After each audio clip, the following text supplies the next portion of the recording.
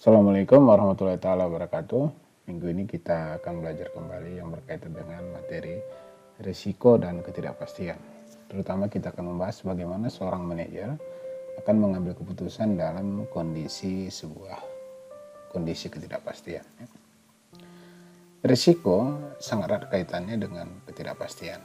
Tetapi kita harus bedakan antara risiko dan ketidakpastian, karena memiliki makna yang berbeda. Risiko merupakan peluang terjadinya suatu kejadian yang dapat diukur oleh para pengambil keputusan. Itu yang kita sebut sebagai risiko. Sedangkan ketidakpastian suatu kejadian yang tidak dapat diukur oleh pengambilan keputusan. Sehingga ketidakpastian juga dapat diartikan suatu kondisi di mana ada lebih dari satu kemungkinan hasil dan probabilitas masing-masing hasil yang tidak diketahui. Sehingga sering berdampak pada pengambilan keputusan dalam kondisi ketidakpastian sangat bersifat subjektif. Perbedaan antara risiko dan ketidakpastian adalah bahwa risiko sangat berkaitan dengan keadaan adanya ketidakpastian dan tingkat probabilitasnya yang terukur secara kuantitatif. Itu yang disebut sebagai risiko. Sedangkan kalau ketidakpastian merupakan keadaan di mana ada beberapa kemungkinan kejadian dengan tingkat probabilitas yang tidak diketahui secara pasti. Nah, jadi itu perbedaan antara risiko dan ketidakpastian.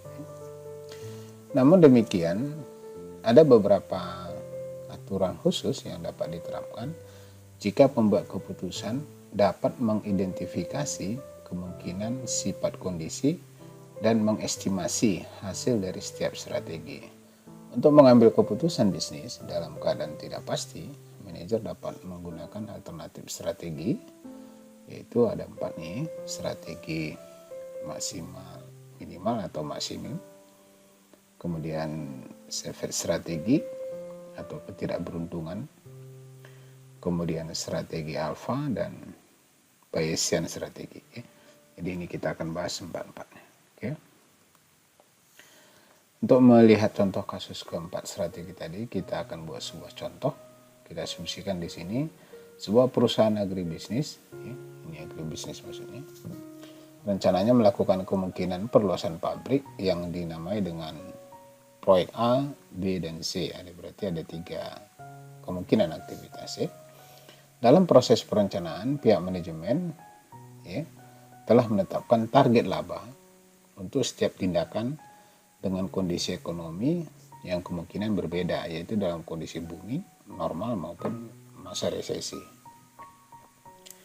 Ringkasan antar variabel keadaan ekonomi, proyek, dan laba setiap kegiatan atau setiap proyek ditentukan dalam tabel berikut. Jadi kalau kita membaca pada proyek A itu dalam keadaan ekonomi booming, misalnya kita harapkan labanya 15, kondisi normal 7 dan resesi 1.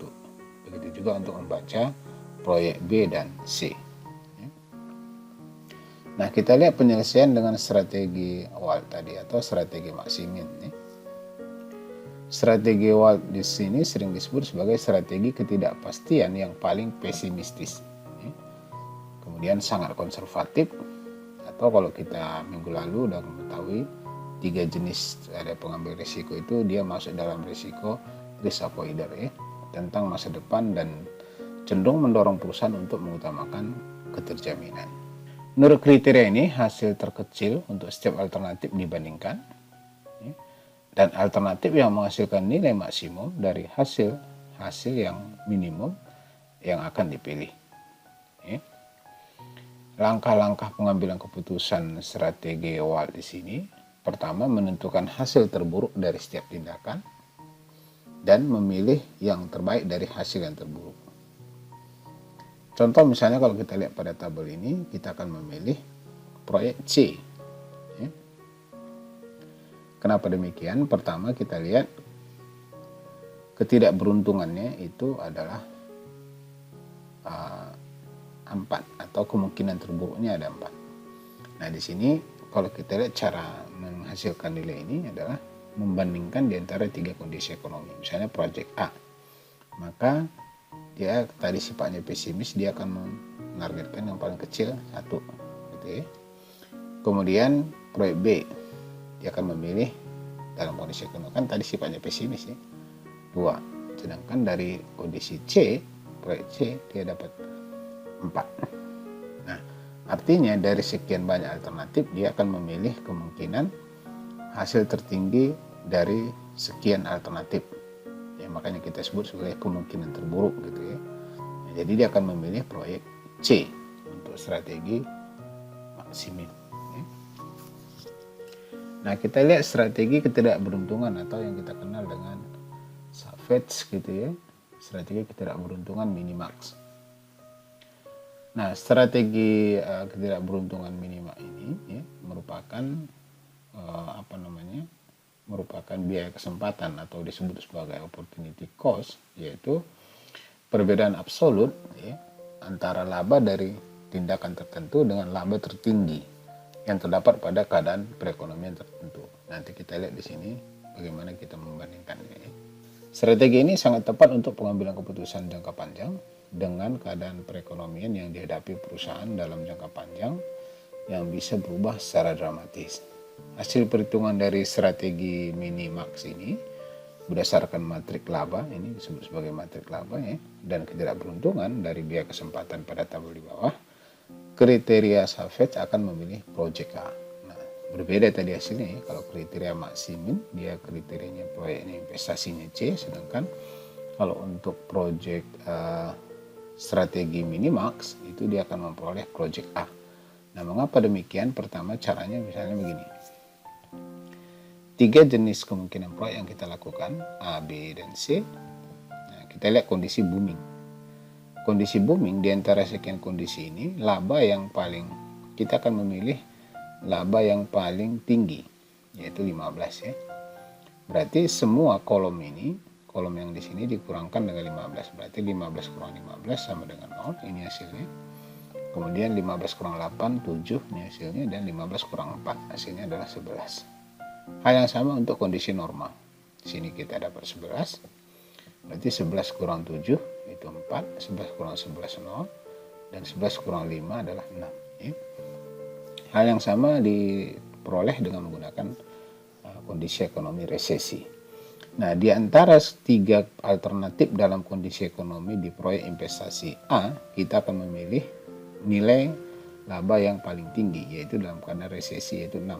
Nah, ini dia keberuntungan maksimum. Kemudian untuk proyek investasi B kita akan memilih 7 seperti ini. Sedangkan untuk C kita akan memilih 11. Nah, jadi pilihannya tadi 6, 7, dan 11 di antara alternatif pilihan investasi. Nah, jadi ketidakberuntungan maksimum kita akan memilih proyek investasi A. Kenapa? Karena dia memiliki resiko yang paling kecil. Ya. Jadi kita akan dalam menentukan strategi ketidakberuntungan minimax, maka pilihannya adalah proyek investasi A. Oke, berikutnya kita akan lihat strategi Bayesian ya, atau yang kita kenal dengan strategi probabilitas berimbang. Pada intinya kasusnya sama, jadi ekspektasi laba yang diharapkan itu disusun dalam tabel ini. Ya. Nah, di sini kalau kita lihat perbedaannya, karena dia memiliki probabilitas seimbang, itu kan menurut Bayesian ya, jadi di sini ditentukan misalnya probabilitasnya 0,33 gitu ya. Jadi 0,33 untuk setiap proyek investasi A, B, dan C gitu ya. Nah, jadi di sini kalau kita lihat, kita akan mengalihkan expected value-nya untuk proyek A gitu ya. Kita kalikan dengan 0,3 untuk proyek A masih dalam kondisi ekonomi normal di sini ya. Kalikan dengan 0,3 ini hasilnya, dan probability dikali dengan resesi yang satu di sini nilainya 0,3. Begitu juga untuk proyek investasi A, B, dan C. Sehingga kita menjumlahkan ini ya, jumlahkan ini dijumlahkan, maka hasilnya 6,9. Nah, berdasarkan tabel ini, maka kita akan memilih juga proyek A, karena menurut strategi berimbang dia akan memilih laba yang terbesar dari probability yang ada. Jadi di sini 6,9. Jadi antara strategi Bayesian dan strategi minimax itu hasilnya sama, yaitu menghasilkan peluang terbesar untuk project A. Yang terakhir kita lihat adalah strategi alfa. Jadi kriteria yang diajukan oleh ini sebenarnya nama orang ya, Horowitz di sini nama orang, ini namanya, menunjukkan bahwa suatu kompromi antara kriteria maksimum minimum dan minimum maksimum. Nah ini sebenarnya namanya itu maksimum minimum tadi kan karena di antara selnya itu dikurangkan gitu ya. Oke. Nah di sini juga masih diasumsikan bahwa seorang manajer itu menentukan coefficient optimis, jadi dengan probability-nya 0,6 dan pesimisnya itu yaitu 0,4. Kasusnya sama ya dengan yang contoh sebelumnya. Jadi pertama kita akan mencari dulu ketidakberuntungan. Jadi dari sekian proyek investasi A misalnya, dia memiliki ekspektasi labanya 15 dan kondisi normal 7, resesinya 1, berarti ketidakberuntungan maksimumnya itu kita ambil yang paling kecil yaitu 1. Begitu juga untuk proyek investasi B yaitu 2 dan untuk proyek investasi C adalah 4. Nah seperti ini. Oke. Nah kemudian untuk mengalihkan coefficient optimisme dari seorang manajer tadi yang probability-nya 0,6 dan 0,4 ya. Dari setiap sel proyek investasi yang tertinggi adalah 15, kita kalikan dengan 0,6, dapatnya 9. Untuk investasi B, kita lihat nilai terbesarnya adalah 11 di sini. Oke, kita kalikan dengan 0,6. Ini dia hasilnya. Kemudian untuk proyek investasi C yang tertinggi kebetulan 7 di sini. Berarti kita kalikan 0,6 kali 7, nilainya 2,4. Oke, begitu cara mencarinya. Sedangkan untuk peluang pesimistis kita kalikan dengan ketidakberuntungan maksimum tadi. Jadi 1 kita kalikan dengan 0,4 di sini. Karena peluangnya 0,4 ya, pesimis. Sementara yang investasi B 2 dikali dengan nilai ini dan 4 dikali dengan peluangnya juga ya. Kita peroleh nilainya ini. Kemudian berikutnya kita jumlahkan antara probability optimis dan pesimis, yaitu 9 tambah 0,4 berarti nilainya 9,4 dan 4,8 ditambah dengan 0,8 5,6. Begitu juga untuk proyek investasi C. Nah sehingga pada kasus ini juga kita akan memilih strategi proyek investasi A. Ya. Jadi pengambilan keputusannya dan untuk strategi alfa kita akan juga memperoleh investasi A. Jadi strategi alfa, strategi berimbang maupun strategi minimax itu menghasilkan keputusan yang sama, yaitu proyeknya project A, sedangkan untuk strategi maksimum tadi ya, kita akan memperoleh kemungkinan terburuknya adalah kita memilih proyek C. Nah berikutnya kita lihat teknik estimasi ya. Salah satu metode juga yang digunakan dalam menentukan keputusan ya. Pertama kita mencari solusi optimal dengan kendala tertentu, kemudian dari aspek manajerial pilihan optimal yang merupakan solusi yang efektif dan efisien. Kata efektif di sini dapat dipadankan dengan kata berdaya guna, sedangkan efisien lebih bersesuaian makna dengan kata berhasil guna. Ya. Pilihan efektif merujuk pada alternatif proses produksi untuk mencapai output maksimal pada tingkat penggunaan input tertentu. Ya. Pilihan yang efisien mengacu pada alternatif proses produk untuk mencapai besaran output tertentu dengan penggunaan input yang minimal. Teknik optimisasi ini sebenarnya bisa digunakan dengan pendekatan riset operasi atau yang kita kenal dengan linear programming. Ya. Linear programming nanti kita akan ketemu di mata kuliah metode kuantitatif untuk manajemen. Kemudian teknik-teknik pendugaan lainnya seperti metode peramalan gitu ya. Jadi peramalan ekonomi itu bertujuan untuk mengurangi resiko. Ya. Intinya kita belajar kuantitatif itu kan bagaimana kita memprediksi apa yang akan terjadi di masa yang akan datang. Ya. Dan tentunya untuk mengurangi risiko dan ketidakpastian. Dengan pertimbangan keuntungan dan keterbatasan dan kelebihan teknik ramalan, manajer dapat memilih metode atau kombinasi dari metode yang paling sesuai dengan kondisi perusahaan. Maksudnya kan tidak selamanya juga ya teknik pendugaan itu seperti peramalan, misalnya ekonometrika, di sini riset operasi gitu kan. Kita bisa gunakan kombinasi di antara keduanya. Ya. Teknik pendugaan atau peramalan ini adalah kelompok ekonometrika ya. Kelompok ekonometrika yang mungkin dari pelajari itu regresi, eksponensial, tren, autoregressive, integratif maupun hybrid gitu ya, dan lain sebagainya. Yang ini adalah masuk dalam kelompok ekonometrika. Metode lainnya dalam mengurangi risiko dan ketidakpastian tadi, contoh dalam pertanian misalnya atau di agribisnis khususnya ya, kita bisa menggunakan hedging ya. Hedging itu adalah suatu kontrak jual beli sejumlah komoditas tertentu dengan mata uang tertentu atau kesempatan lainnya untuk dikirim pada suatu tanggal tertentu atau jatuh tempo di masa yang akan datang dan pada tingkat bunga atau harga yang disetujui saat kontrak dibuat. Jadi maksudnya ini kita menghargai sebuah produk pertanian dengan nilai sekarang yang akan dijadikan menjadi acuan di masa yang akan datang. Sederhananya seperti itu. Misalnya katakan saya punya hamparan padi gitu ya. Nah ini bisa saja saya sudah berjanji dengan katakan misalnya dengan pihak lain gitu ya. Oke, produk ini saya beli harga sekian gitu ya.